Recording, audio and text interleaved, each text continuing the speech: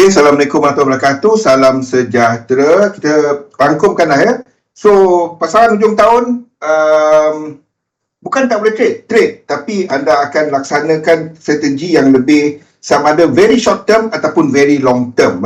Bukan seorang yang, bukan masa yang agak sesuai untuk, tak terlalu tak ngam lah untuk mereka yang swing. Because we are expecting a more range bound market. Dan kita pun nampak indeks menghampiri 100% Fibo extension dia. Maksudnya retracement dekat sini. Ini adalah motif. Ini nak tak nak, ini trend. Okay, dan kita sedang melihat 3 lekuk correction. So, apa pun, kalau nak, saya akan tunggu untuk US 500 ni break bawah. Okay, break low ini. Dan itu kita akan tunggu kepada bounce untuk short. Okay, itu adalah untuk US 100. Lain daripada itu, kita ada untuk EJ yang dah menghampiri kawasan, berada dalam kawasan resistance dia.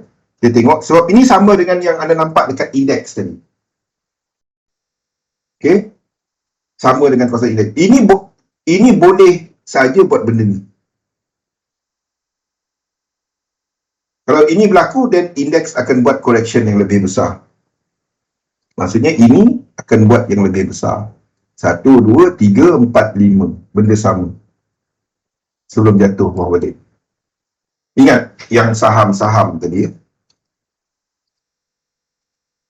Petang ni, UK, London tutup tau. London tutup.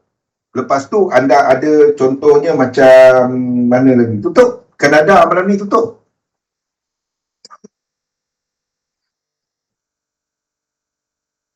Okay, lain daripada itu adalah kepada UCAT.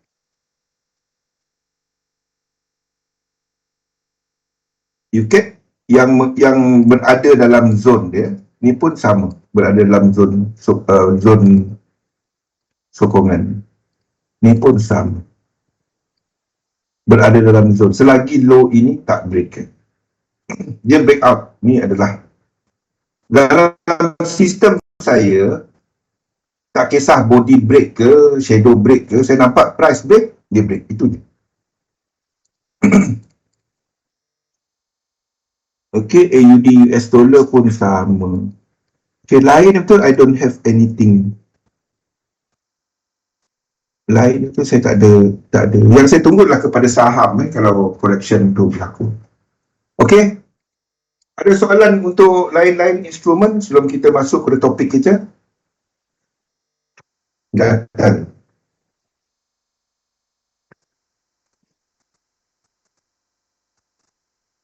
Gudang hilang.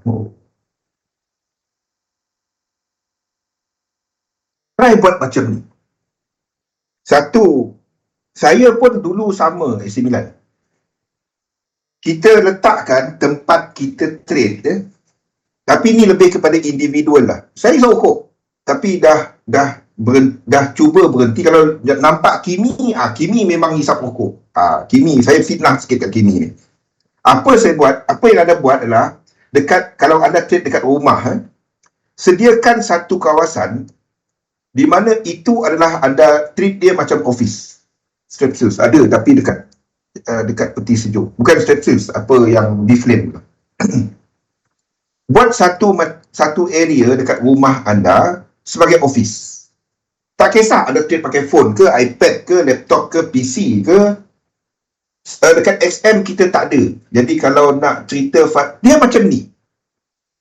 Tak kisah funded ke, tak funded ke, kan? Funded tu adalah something di mana anda boleh letakkan satu fee dan dapatkan modal yang lebih besar. Itu je. Yang saya pelik, bila orang buat kepada prop, dia cerita pasal drawdown, dia cerita pasal jaga risk. Tapi bila trade duit sendiri, dia tak cerita pasal risk, dia tak cerita pasal drawdown. Faham? Sepatutnya bila anda trade duit sendiri, itu lagi anda jaga daripada bila anda jaga bila anda trade yang ni prop trading. Sama orang Ustaz Jebeng. Okey. Ni something lah yang saya lalui sendiri. Okey. Dulu saya trade dekat office. Memang buat satu office untuk trade. Memang trading room, ada trader semua. Okey. Dan lepas tu saya balik ke Malaysia. Dan saya buat dekat rumah di mana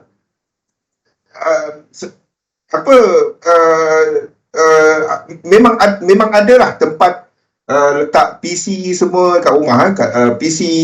Lepas tu dekat ruang tamu ada laptop, iPad, merata. Dan merata, mana-mana tempat duduk tu tempat saya buat analisa dan trade.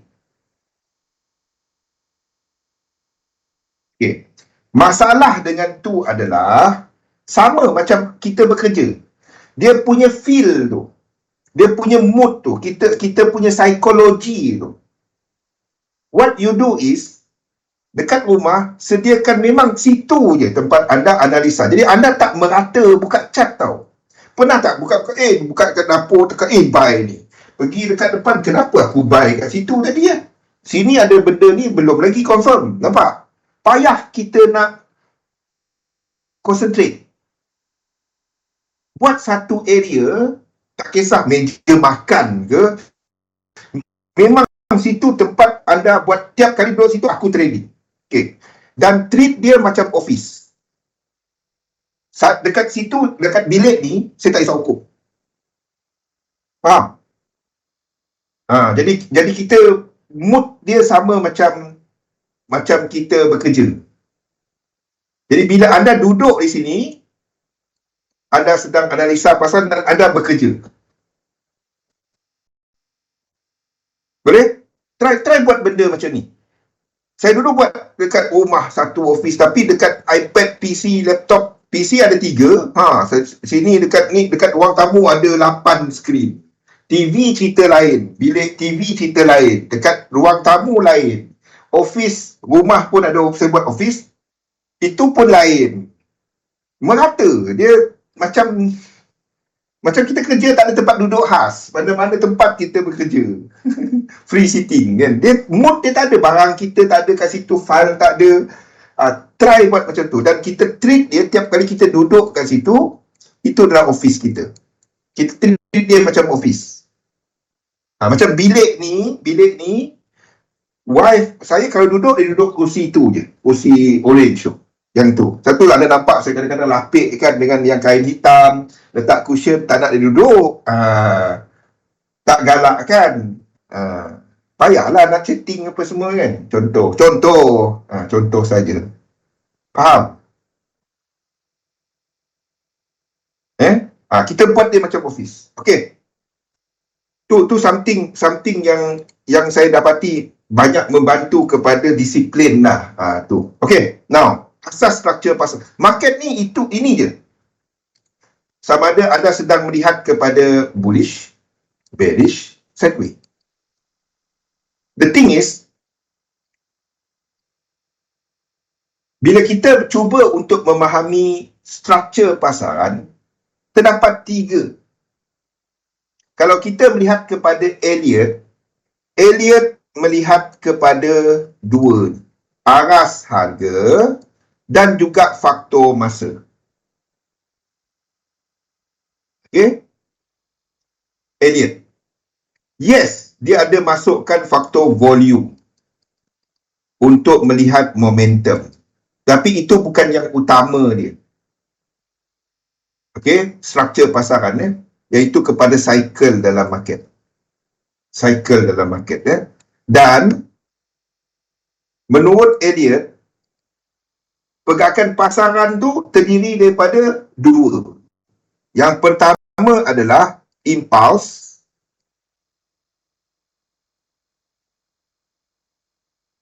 Impulse terdiri daripada 5 lekuk dan juga correction yang terdiri daripada 3 lekuk. So ada impulse dari bawah ke atas, ataupun impuls dari atas ke bawah, ataupun korektif dari bawah ke atas, ataupun atas ke bawah. Itu menurut Elliot. Okay. Faktor masa menurut Elliot adalah kepada pecahan ataupun fraktal. Hari ini kita asas dulu, tak ada cerita dinamik. Now, antara yang utama dalam cycle teori, apa-apa cycle teori, sama ada penggunaan Fibonacci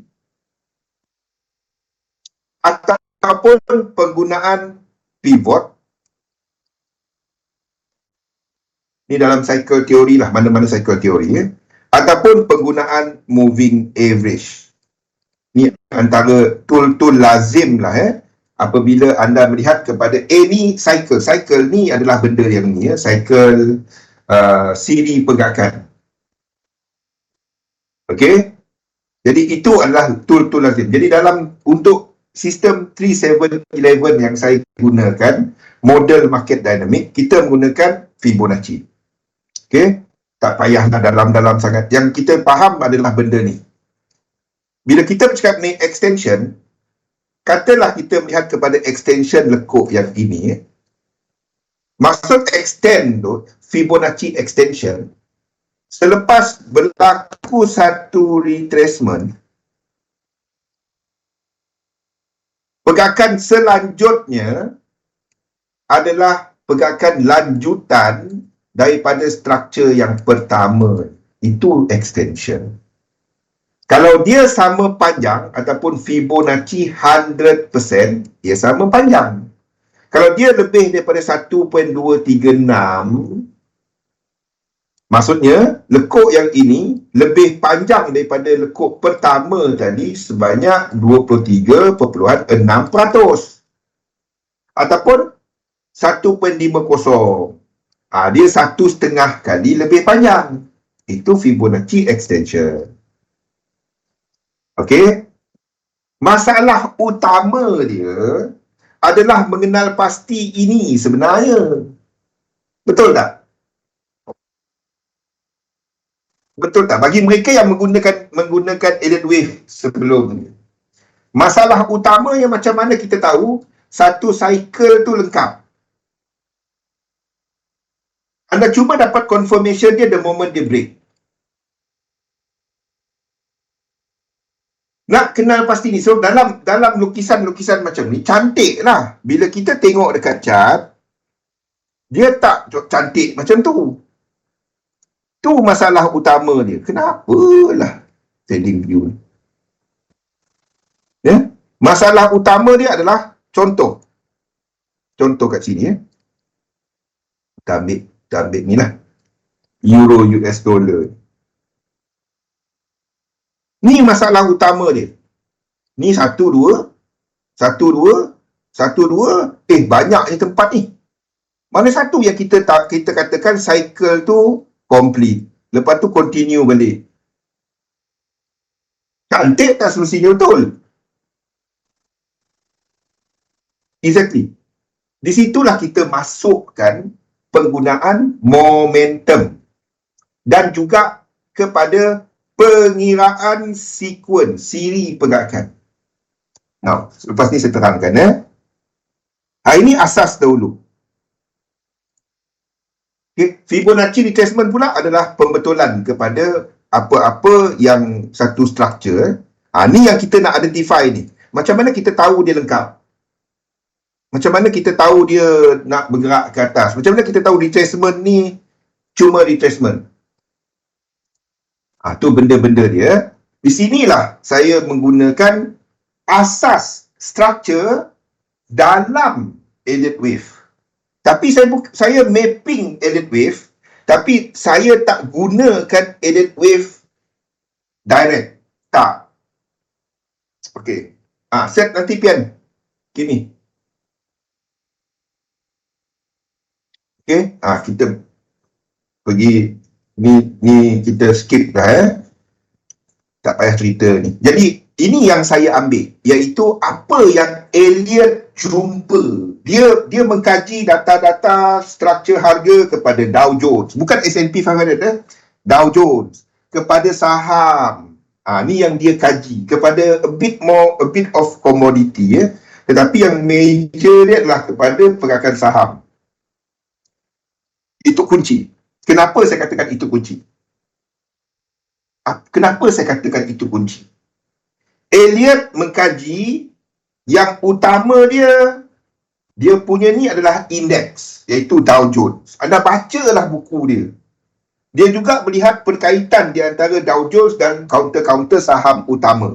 Yang banyak pada waktu tu adalah kepada transportation, kalau nak tahu. Syarikat besar pada waktu itulah, adalah syarikat-syarikat transportation. Satu kita ada Dow Jones Transportation. Okey.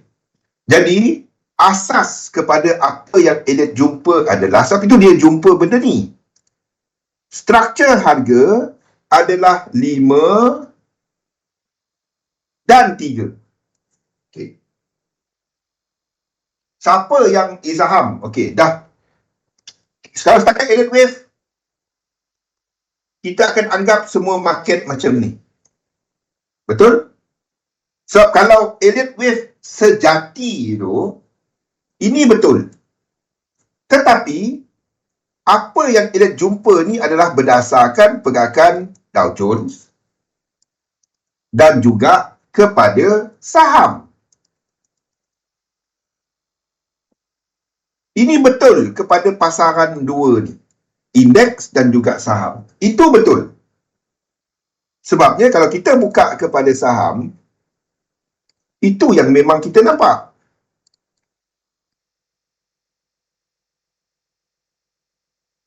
Itu yang apa yang memang kita nampak, iaitu pergerakan 5 dan 3 tadi. Sebab dia trading. Ini adalah pasaran yang trading. Semua tempat kita assume 5-3.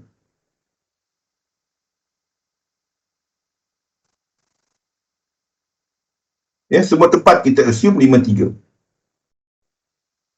Ni tak salah. Ini apa yang Elliot jumpa. Masalahnya, sejak tahun 1930 tu, kita ada pelbagai instrumen lain. Komoditi, bukan kata komoditi tak ada. Cotton tu dah ada tahun 1800 lebih dah ada. Itu yang CBOT, CBOE semua tu. Pasaran futures. The thing is, kita ada pergerakan yang lain. Contohnya seperti kita nampak seperti minyak.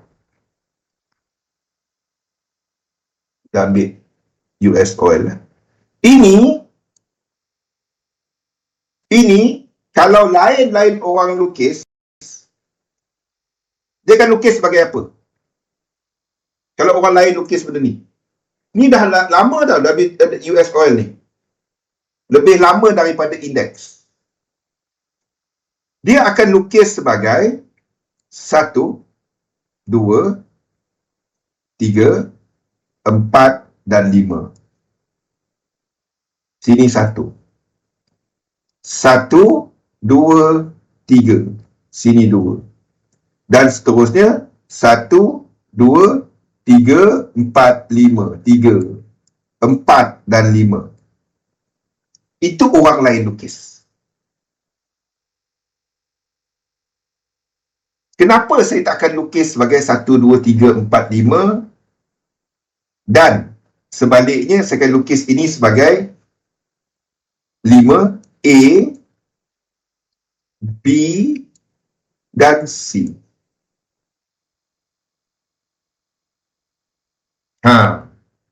Tu bezanya kita, market model kita dengan 1930 punya Elliot.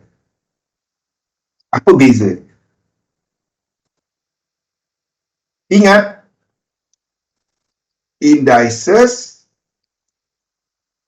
sebelum kita masuk structure, kena fahamkan dulu fundamental kepada instrumen yang kita lukis tu. Awal sangat kan? Indices, saham,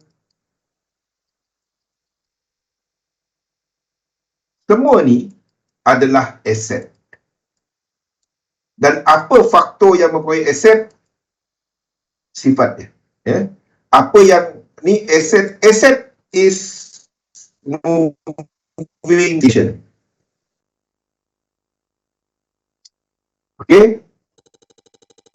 And kita ada pelbagai lain yang menyumbang kepada pergerakan trending. Ni basically kepada ekonomi lah. Ekonomi anda nak tak nak, ekonomi makin lama makin naik daripada sudut nilai ekonomi. Ini disebabkan oleh satu yang kita panggil sebagai innovation. Sebab tu perang tu perlu. Faham tak? Faham tak kenapa perang tu perlu dan boleh membantu ekonomi?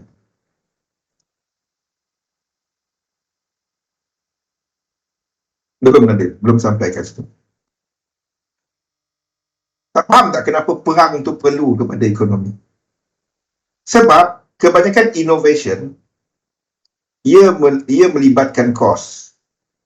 Kalau dalam keadaan biasa, orang tak nak belanja cuma kepada something yang belum proven.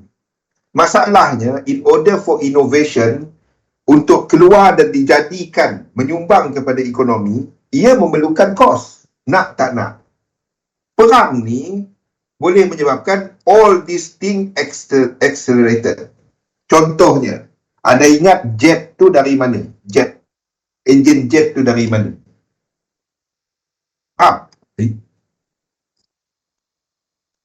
Enjin jet tu, Ustaz Jebeng, pergi cari. Enjin jet, kapal terbang tu, dari mana? Banyak lain.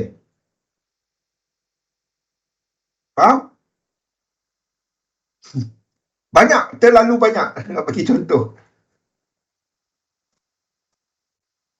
In order for innovation to move forward and translate into higher economy, Ustaz Jebeng askar? Ya, askar. Faham? Macam mana tahu dia askar? Saya tak tahu. Tu antara je lah. Banyak teknologi. Contoh, anda ingat kita punya ni. Yang anda pakai Waze hari-hari tu. GPS tu. Teknologi tu dari mana? Teknologi ni dari mana?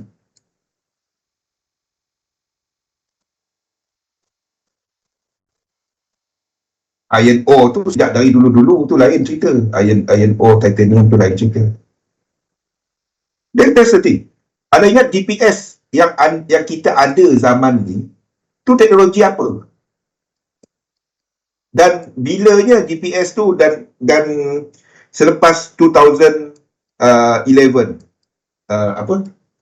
bukan 2011 selepas 2000 yang World Trade Center 2005 2003 saya pun tak ingat 2004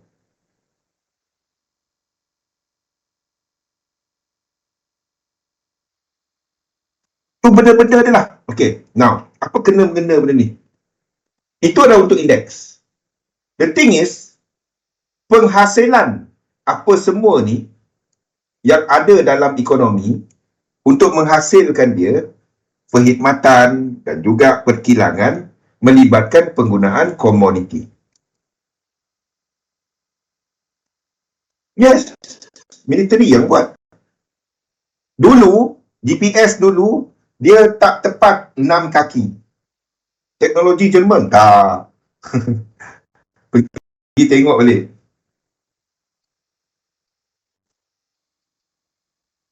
Komoditi.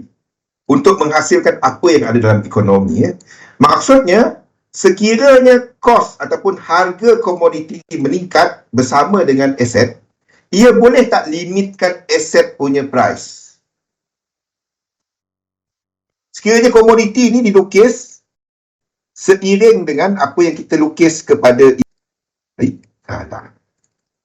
Kita kena buang. Saya buang semua ni lah. Okey, sekiranya saya lukis macam ni. Ni adalah minyak. Ini adalah daun. Kita ambil yang paling besar lah, 3 bulan. Okey. Sekiranya ini kita lukis sebagai 3, 4, 5, ini 1, 2 dan ini terus mencanak-canak. Pergi cari benda ni. Pergi cari benda ni. Kalau siapa rajin dengan AI.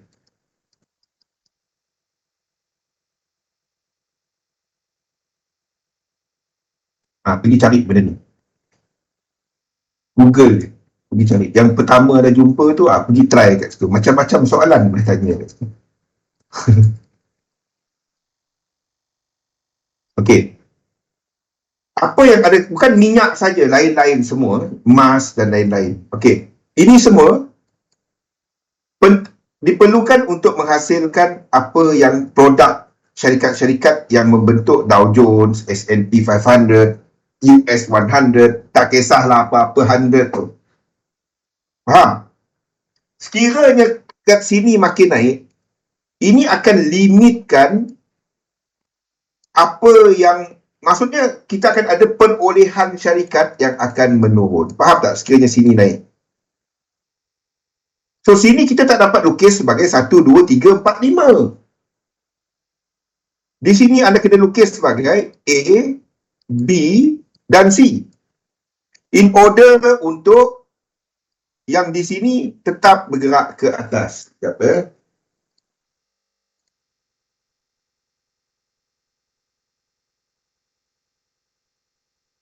Faham? Tiba-tiba muka email keluar. Nombor 2, pasaran yang lebih baru. Bukannya instrumen tu baru, pasaran yang lebih baru, iaitu pasaran apa? Currency contohnya. Currency, beza dia dengan indeks ni, dan beza dia dengan komoditi tadi, kalau kita ambil minyak, US oil.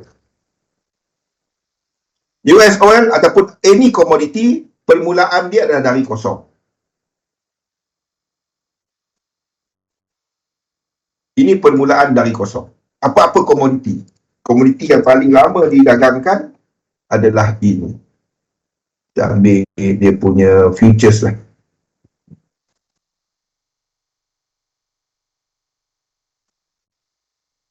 Counting oil kita akan merujuk pada Dow Jones tengah buat apa ke bang? Tak, anda tak dapat cuma tengok satu. Untuk melihat dinamik, dia ada 3. Indeks, dolar dan juga yen. Okey. Contoh, kita ambil untuk minyak.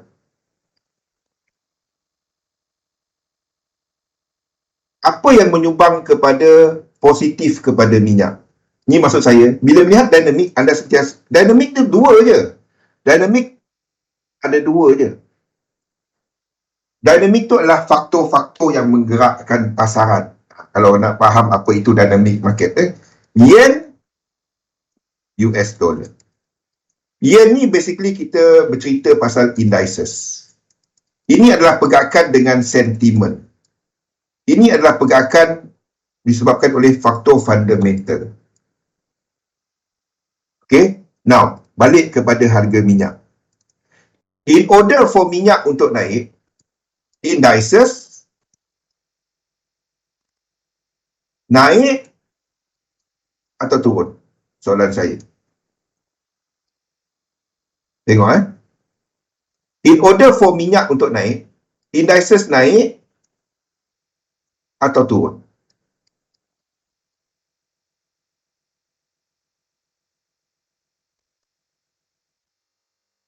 Permintaan kepada minyak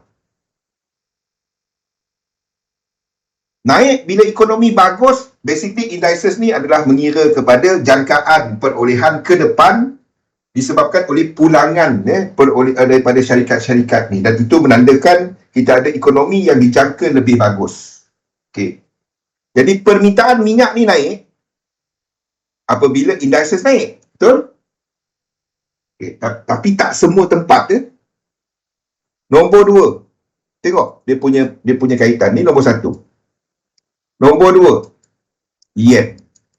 Yen mengukuh bila sentimen tak bagus. Jadi apabila yen kuat ataupun yen lemah, bilanya minyak ni meletup naik. Minyak naik bila yen lemah. Sebab indeks tadi kan. Betul tak? Satu kena tahu tema. Macam yang saya jawab AC9 tadi awal tadi. Apa tema sekarang? Nombor 3. Color. Nak dah bagi cantik nampak color. US dollar. Now, sebab itu tak dapat cuma tengok korelasi direct. Nampak? Anda kena tengok apa yang akan membuat trend. Saham tengah jatuh, orang nak beli saham dan minyak juga lah. Kot bang.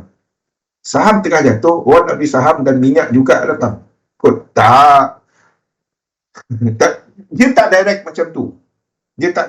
Ni saya terangkan US dollar kuat. Positif tak untuk minyak?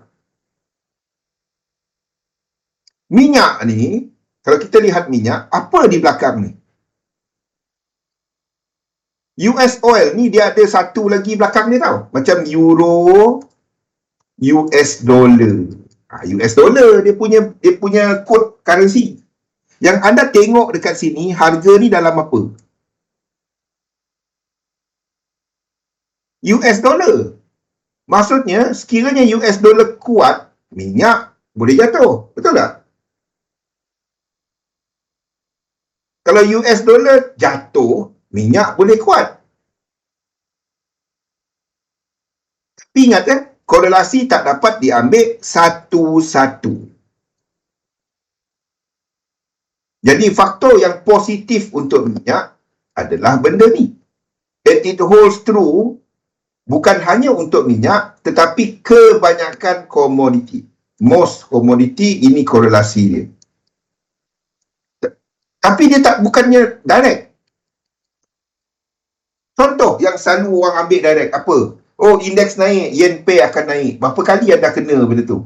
Indeks naik, mencadak, yen pay jatuh. Pernah kena? Indeks naik, yen EJ jatuh. AJ jatuh. Anda pun pening kepala. Apa benda ni kan? Sepatutnya dia naik. Apa dia tak naik? Anda pergi sell, ada naik. Kalau tadi anda sell, dia turun. Anda pergi buy, lepas tu baru dia, bila indeks naik, pernah nampak benda ni? Indeks naik, yen pay jatuh, bersuk. Pernah nampak? Itu yang ambil korelasi satu-satu. Satu korelasi tak dapat ambil satu-satu. Tak dapat. Ni adalah apa yang whole. Maksudnya, bila kita kata naik, turun apa semua ni, anda nak tengok movement dengan momentum. Faham? Movement dengan momentum. Itu yang kita maksudkan dengan naik dan turun dekat situ. Bilanya anda melihat momentum kepada indeks. Bilanya anda melihat momentum kepada US dollar. Boleh? Di situlah, instead of kita nak baca semua, Dallas Research, anda baca daripada OPEC, daripada ni semua. Boleh, tak salah. Nak tahu, bagus. But, at the same time, trend apa yang anda nampak? Sebab, kalau anda saya pernah menjadi editor news. Itu je saya cakap kepada anda. Dia akan ada suara-suara di belakang kita, apa engkau punya, apa dia panggil sebagai angle. Apa angle kau nak bawa cerita? Ya? Kalau kita dengar Washington Post, anda dengar CNN, ini tak akan sama headline, berita yang sama dengan Al Jazeera. Faham? Ini tak akan align sama cerita dia. News dia tak akan sama, headline dia tak akan sama. Faham? Sebab dia nak shape the mind of the viewers ataupun market. Dia takkan sama. Whoever got more advertisement money, that media will have more influence kepada the market. Itu je. Simple. Saya pernah. Sebab ni saya ceritakan something yang berlaku kepada saya Sarawak election 2001. Kan?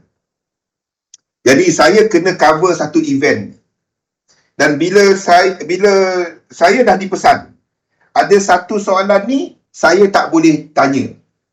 Masalahnya bernama. Tahu kan bernama kan? Bernama ni kalau kita ni dia bawa news untuk satu dunia lah. Malaysia punya news kan. Masalahnya bernama tanya soalan tu. Saya dipesan dan selepas interview tu saya dipanggil oleh orang kanan yang ni, yang orang ni. Orang ni amat utama lah. Dan dia bagi tahu jangan keluarkan news tu. Saya balik, saya buat report cerita lain. Cerita dia lebih kepada election. Kita pun cerita pasal yang elok-elok lah, area tu BN, and kita pun cerita elok-elok lah cerita pasal tu. Masalahnya bernama tadi dapat, dia bukan scoop. Kalau siapa yang news ni anda tahu scoop ni orang lain tak dapat. Sebab orang lain semua interview yang sama. The thing is tak ada Rolex. The thing is bernama dia online. Balik waktu tu kita kena subscribe. Dan bila saya balik cerita tu dah ni, saya cerita lain. Yang ni cerita lain. So saya kat Kuching. Ni dekat Sarawak. Saya tak bawa cerita besar tadi. Sebab dah dipesan oleh yang ni jangan.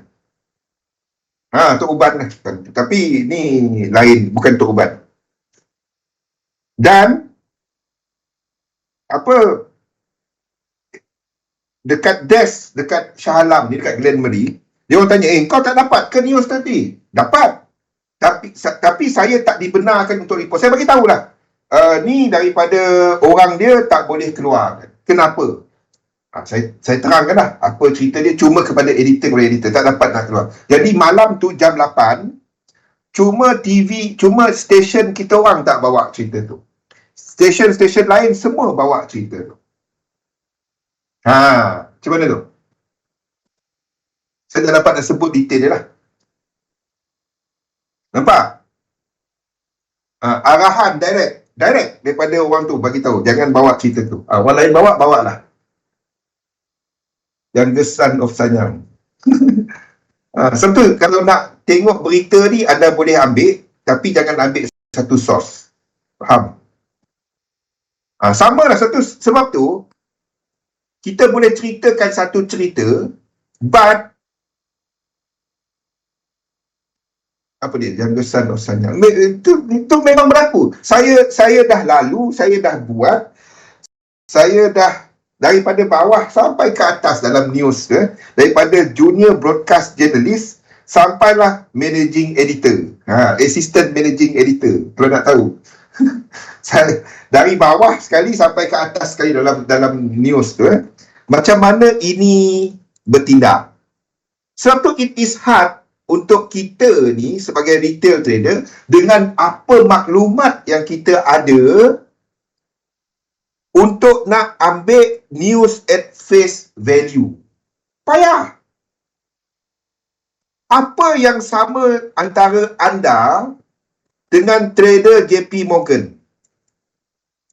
Apa yang anda sama dengan diorang?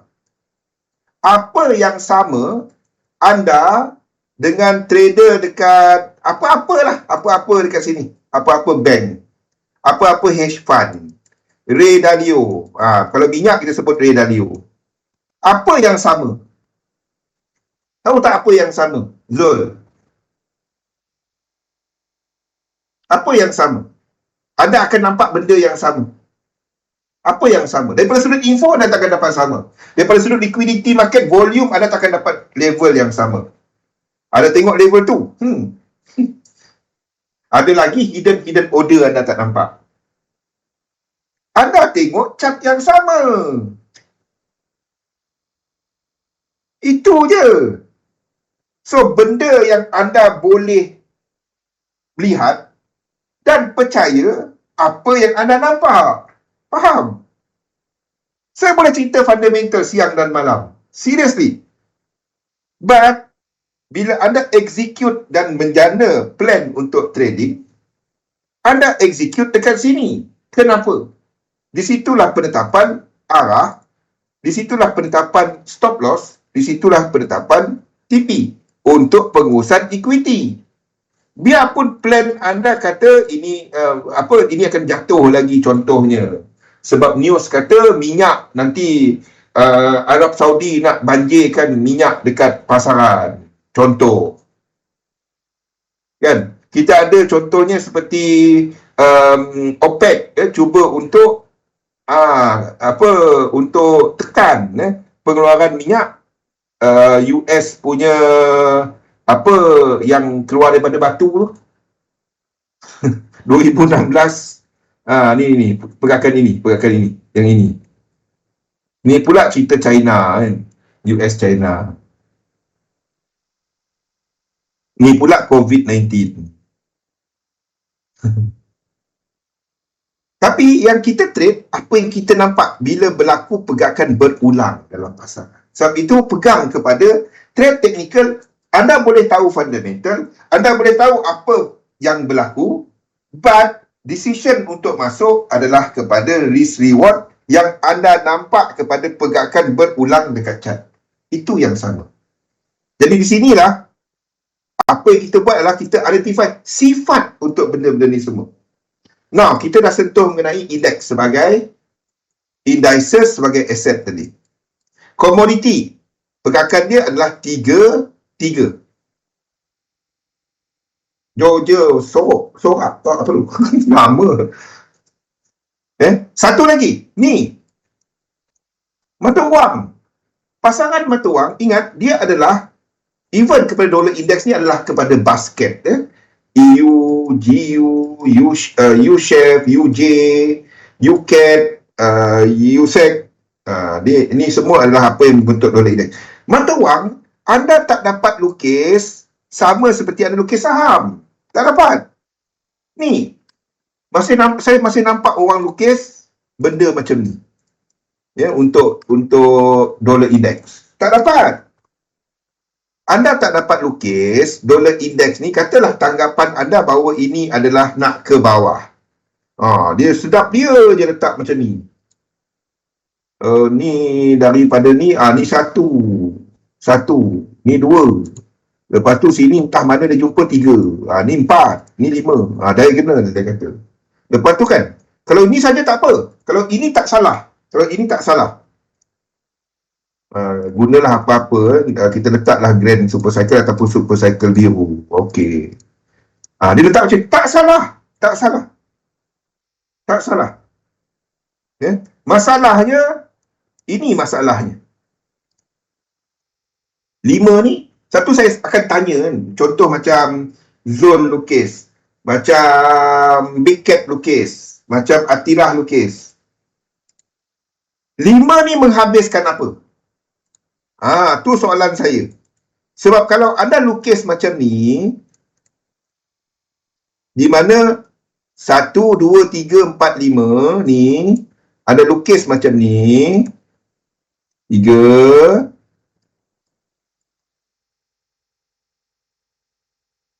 4, 5, ini pula trend lagi. Ini yang tak samanya.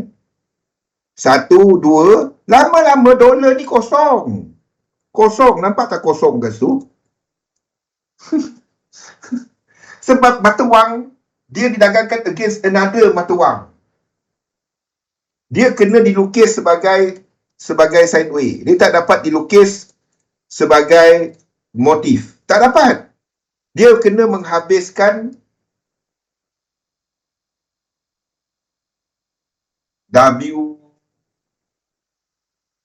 X, Y, W, X, Y. Dia tak dapat lukis 1, 2, 3, 4, 5. Kosong jadi duit dia. Negara tu entah ada lagi ke tak ataupun mata wang. Mata wang tu melambangkan, faham? Ni asas, ini asas. Besok baru kita dapat ni structure. Jadi apa yang dipegang oleh Elliot tahun 1930 tu, anda tak dapatlah, dia applicable tetapi kepada indices dan benda-benda yang trending. Secara pukul ratanya, tak semua, tapi majority. So ada indeks yang memang dia tak buat 5-3. Majority. Ni betul. Okay. Maksudnya, bila anda nak lihat chart, anda ambil daripada yang paling besar tu. Anda nak tengok ada tak benda ni. Ni yang kita punya dalam sistem 3711. Anda nak tengok ada tak berlakunya reset ataupun momentum. Contoh macam Dow Jones. Okay, daripada awal tu kan. Dah ada tak anda melihat kepada reset yang cantik? Maksudnya, ada nampak satu parabola. Ni macam mana nak tengok apa? Banyak sangat. Sabar. Tukar time frame lagi besar. 6 bulan. Tak nampak? Tukar lagi kepada setahun. Tukar dia. Masih tak nampak? Tukar lagi 18 bulan. Tukar dia sampailah anda nampak 24 bulan. Boleh tukar 2 tahun. Ada dapat dia? Tak dapat rasanya. Besar sangat. 18. Tak dapat. Paling besar lah tu. Okey. Tukarlah dia. Yang paling besar kita dapat kepada setahun punya chart. Yang kita nampak dekat sini adalah satu parabola. Ni semua 1, 2, 3, 4, 5, di mana kita ada something kita panggil sebagai snake. Sabar, nanti kita cerita benda ni. Di mana sini kita akan ada 1, 2 yang besar. Faham tak? Ini full reset. Ini adalah pecahan-pecahan dia selagi dia tak buat full reset macam ni. Jadi kita katakan sini akan ada 1, 2, 3, 4, 5, 1, 2. Kita nak extendkan dia. Tak apa. Kita akan lihat kepada penggunaan momentum ni besok. Di sinilah kita ambil all this structure tadi. Fahamkan adakah aset yang kita lihat tu secara besarnya 5-3 ataupun 3-3. Jadi, apa yang kita jumpa adalah indices dan saham, majoriti dia adalah 5-3. Komoditi adalah dilukis 3-3. Full reset, kita boleh consider dia sebagai satu reset bila cecah 50. But, the best is kalau kita nampak parabola. Kadang-kadang dalam ni pun ada macam ni kan. Dia naik balik, lepas tu macam ni. Anda akan ambil yang parabola. Esok session seperti yang saya tulis kat Discord tadi. Okey. Nombor 3, currency. Currency, ini 5-3. Ini 3-3. Currency, ini daripada kosong. Currency dia boleh 2. 1, 2, 3, 1, 2, 3. Ataupun dari atas 1, 2, 3, 1, 2, 3. Itu currency. Currency tak dapat dilukis 5 dan 3. Kosong jadinya.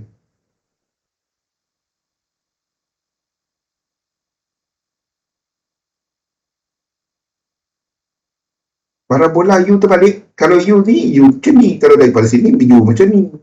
Muhammad. Kepada arah lah. Kalau ni downtrend, macam ni.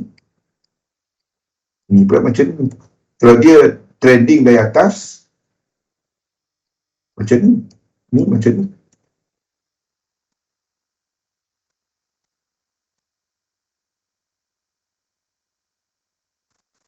Maksudnya kita nak lihat satu cycle. Inilah cycle.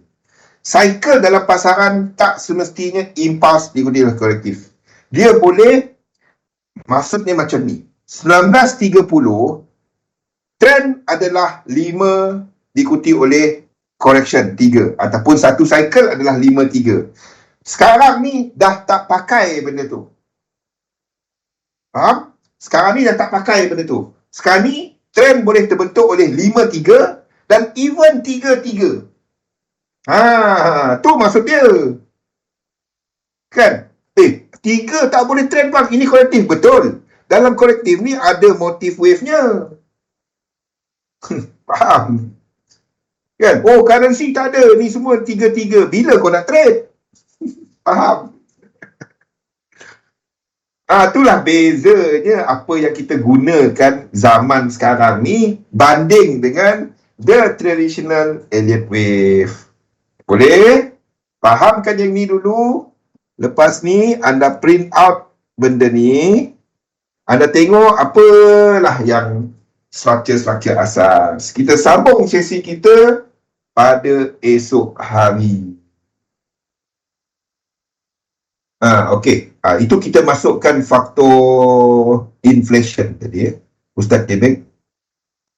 Faktor inflation dan juga US dollar. Contohlah, contoh. Last. Macam mana kita nak tahu contohnya. Okey. Bila kita bercakap mengenai inflation. Inflation adalah the loss of purchasing power. Purchasing power makin turun. Kan? Kalau 3-3 kita tunggu dia buat 5 pula. Tak. Kalau 3-3 ikut 3 balik. Okey. Purchasing power makin turun kan? Okey. Purchasing power apa? Paling banyak duit apa dia? US dollar.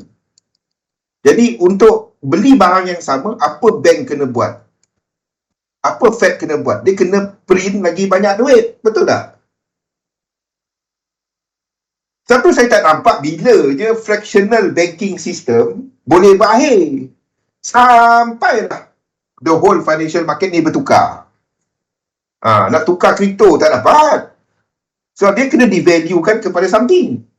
Kalau inflation makin naik, US dollar makin banyak. Sebab tu, bila anda melukis US dollar, kita akan melukis US dollar dari mana? Anda melukis US dollar ni dari mana? Dari ni dah ada jawapan pula. Ada cat tu. Saya cari cat tu. Ni lukis dari mana? 3-3 ni. Dari atas dari bawah. Ustaz, US dollar. Kita lukis dari atas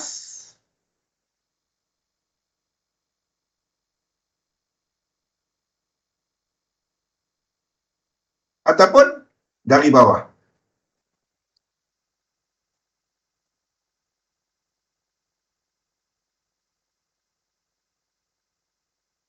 Banyak sangat conteng.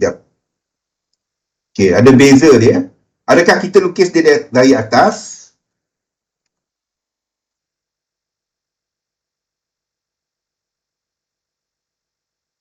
Lepas tu pergi ke bawah. Ataupun kita lukis dia sebagai dari bawah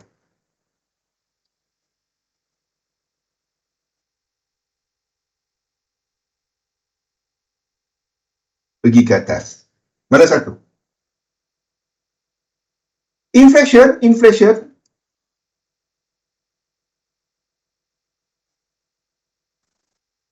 Supply demand untuk cover inflation, purchasing power Dolar kena print lagi banyak. Kalau benda tu lagi banyak, supply.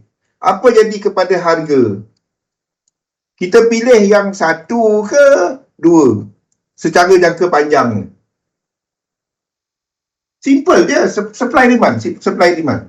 Lagi banyak dolar kena print. Anda lukis satu atau dua?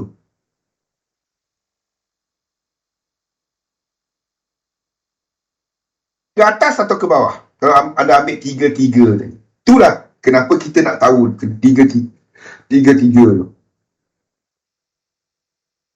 Anda akan lukis dua. Sebab faktor supply. Nampak? Okey. Dolar punya pair terbagi kepada dua jenis. Satu komoditi, satu dolar pair biasa. Dolar pair biasa ni adalah euro, GBP, chef. Komoditi pula kita ada seperti AUD, NZD dan CAD tengah-tengah. Okay, CAD tengah-tengah sebab dia sebelah US. Okey. Kalau komoditi, kalau inflasi naik, komoditi naik tak? Kalau inflasi naik, itu harga barang. Itu harga barang, betul tak? Jadi, bila inflasi makin naik, hala tuju untuk yang ini adalah ke atas. Hala tuju yang ini, kalau kita bandingkan lawan dengan yang sini, adalah ke bawah. Jadi, bila anda melukis AUD chef, anda melukis hala tuju dia 3, 3, 3, 3 lah. 3, 3, 3 ke atas. Faham? AUD. Bila anda ambil AUD CAD, AUD CAD sebab Kanada tu negara jiran dengan US. Okey? Ekonomi US turun, mata wang dia turun, Kanada dolar pun turun. AUD CAD kita lukis secara besarnya ke atas. Nampak? 3WXY ke atas yang besar. Kita kan sentiasa lukis dia ke atas dalam satu